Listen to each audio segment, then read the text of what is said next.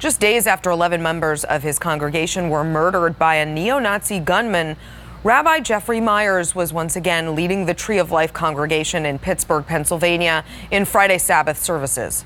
Today, the synagogue hosted a prayer vigil to mark the time the massacre began 1 week ago.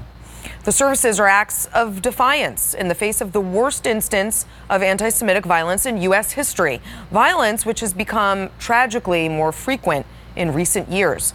Anti-Semitic hate crimes have seen a steady increase since 2015.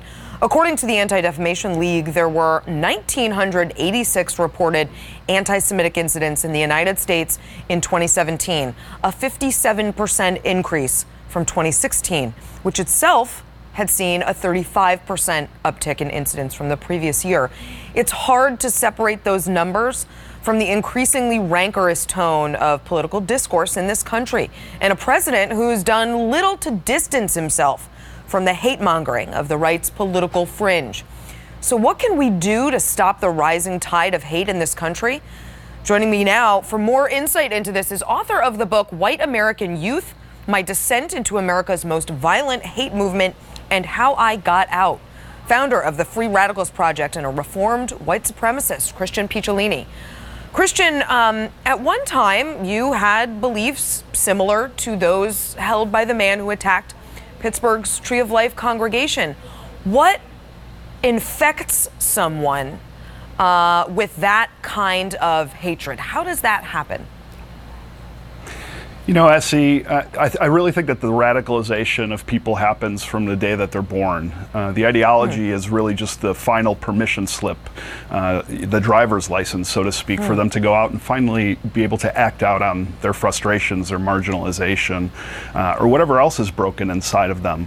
But I can tell you that when somebody with power gives them words that back up what they believe, spreads conspiracy theories, and gives them some sort of agency, there's a certain subsegment of these extremist groups that will act. Now, most extremists, may just be extremists vocally and in ideological terms, but there is also a group of people within every extremist movement who will take action based on the words that they hear. And now that hate is becoming normalized, they feel very empowered.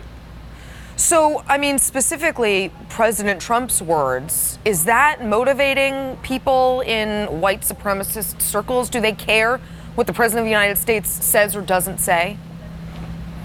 Well, I think the optics are that, they probably don't want to support somebody who's in government, but everything that he's saying is in line with their policies, with their beliefs. And we see white supremacists like David Duke who openly support Donald Trump's policies. So, all I have to do is point to the people who are the white supremacists to show you that they actually support and believe what he says.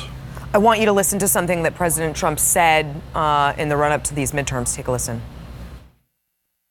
They have a word. It sort of became old-fashioned. It's called a nationalist. And I say, really, we're not supposed to use that word. You know what I am? I'm a nationalist, okay? I'm a nationalist. Nationalist. Nothing wrong. Use that word. Use that word. What did you think when you heard that? It was loud like a bullhorn to me. I didn't hear a dog whistle.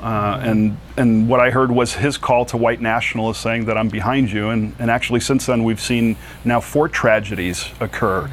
We've had the pipe bombings. We've had the tragedy in Pittsburgh at the synagogue.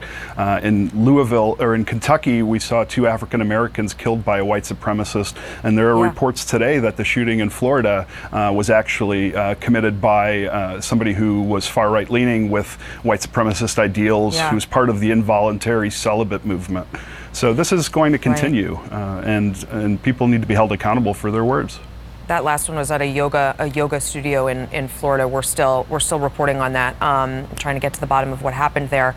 But it really does seem like there's been a significant uptick, not only in hate crime attacks that we know, but also just the overt racism we've seen go viral lately. White people calling the police on minorities for living their lives, for having barbecues, going to stores. I did a story on a guy who was called for babysitting kids, just going to vote. What do you attribute all of that too. Surely that's been going on since before President Trump came into power. Absolutely. We've had an issue with white supremacy since our nation's founding. I think what's happening now is not only is there a resurgence in new people becoming involved in this movement, but it's also emboldening the people who always had those beliefs to now be able to say them out loud. They're not hiding behind hoods anymore. They've gone from what I used to be wearing boots to now suits. And the conversation and the dialogue in our country has become so extreme that now these people who had hateful ideologies, who were embarrassed of them maybe just a few years ago, are not embarrassed to say them anymore. Right. So how do you reform people with this kind of hate filled in their hearts and minds? What do you do? There are two things that haters love, and that's silence and violence. If we're silent, they grow, and if we're violent against them, they use that as a victim narrative. So what I do is I approach people with compassion and with cautious vulnerability, and I can tell you that for me, 23 years ago, the most powerful transformative thing was receiving compassion from the people I least deserved it from when I least deserved it. So that's how I approach people who are in these groups, and I will introduce them to the people they think that they hate. It's really powerful, Christian. I'm really glad you joined me today to talk about this. Thank you, Essie.